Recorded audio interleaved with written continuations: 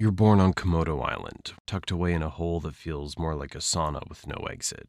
As you crack open that eggshell, you're probably wondering what your mom looks like, except there's nothing here. No, you're on your own from the get-go. And that's not even the worst part. You see, in the Komodo dragon world, even your siblings could be your worst enemies.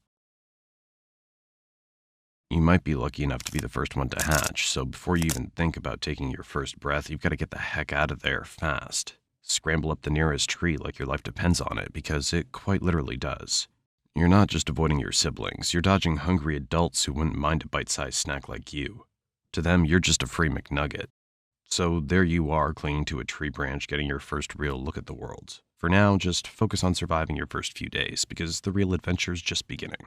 For the next few months, you're on a strict no-ground diet, because down there it's a jungle in the most literal sense, where every step could be your last. Imagine living on the 50th floor of a skyscraper because the streets are filled with zombies. Yeah, it's kind of like that, only instead of zombies, it's your very own kin patrolling the ground, all ready to take a bite out of anything that moves. You're not completely defenseless, though. You've got instincts, quick reflexes, and a strong survival instinct that kicks in from day one. Plus, you've inherited a handy little trick, the art of camouflage. With your molted brown and green scales, you blend right into the leaves and bark, making it that much harder for anything hungry to spot you. Think of it as your very own invisibility cloak, but instead of dodging wizards and Hogwarts, you're avoiding becoming someone's lunch.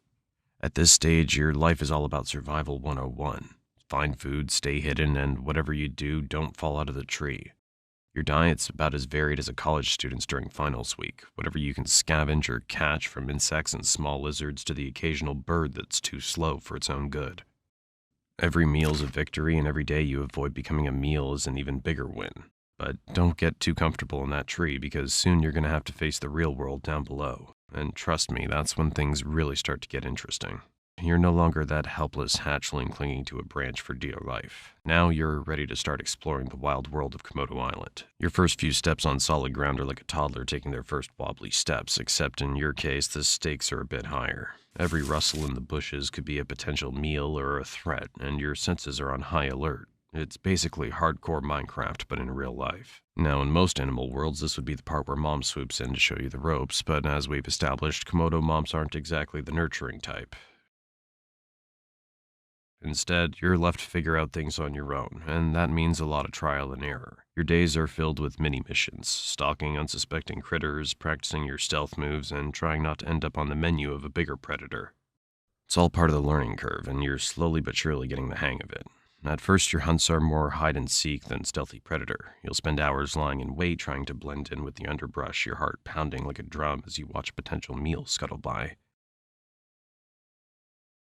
Or get swept up by a much more experienced dragon. Show off.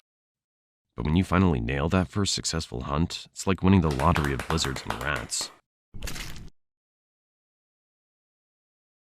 As you grow, so does your confidence. You're exploring further from your original tree, pushing boundaries, and generally acting like the reptilian version of a rebellious teenager.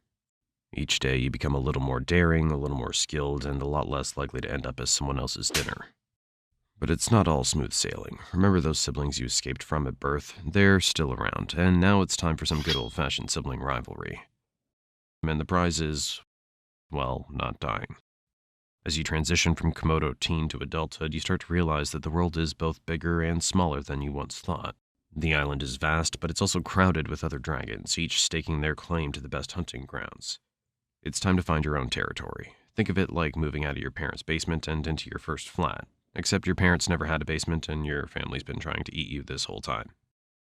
Finding territory is like trying to score the last available seat at a sold-out concert. It takes luck, strategy, and probably a scuffle or two. You'll roam across Komodo Island, covering miles of rugged terrain, scanning for that perfect spot. Once you find a potential territory, the real challenge begins. Making it yours. Imagine walking for hours to find the perfect spot, only to discover that it's already been taken by a dragon twice your size. Now you've got a choice. Try to negotiate, which, let's be honest, is going to end in a fight, or keep moving and hope for a less crowded patch of land. Now that you've got your territory, and congrats by the way, it's time to settle into the daily routine of a full-fledged Komodo dragon. Your schedule's a mix of hunting, patrolling, and catching up on sleep. Lots and lots of sleep. You're not one to waste energy, so when you hunt, you go big. One large meal a week is your style, something that'll keep you satisfied for days. You're aiming for deer, wild boar, or even the occasional water buffalo.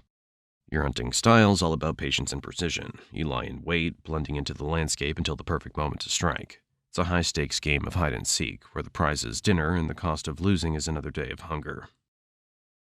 But when you do succeed, it's worth the wait. You'll feast like a king and then slip into a food coma that'll make a Thanksgiving nap look like a quick power snooze. As you reach full maturity at around 7 to 10 years, you start taking extra notice of other female Komodos roaming around. That's your urge to mate kicking in. Mating season's like the ultimate dating game. You're sizing up potential partners with a mix of curiosity and caution. For male dragons, the competition's fierce. You've got to prove your worth to the ladies, and that means showing off your strength, size, and survival skills. If a female finds you impressive, she might just let you get close enough to mate. Just don't screw up your chance because the competition's tough and your brother might just be waiting in line. Once you've successfully mated, your job isn't quite done.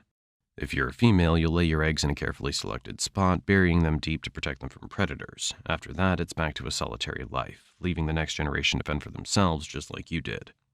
You've somehow made it past 10 years and all the way to 15. Congratulations. In the wild world of Komodo dragons, that's like reaching your 90s with all your teeth intact.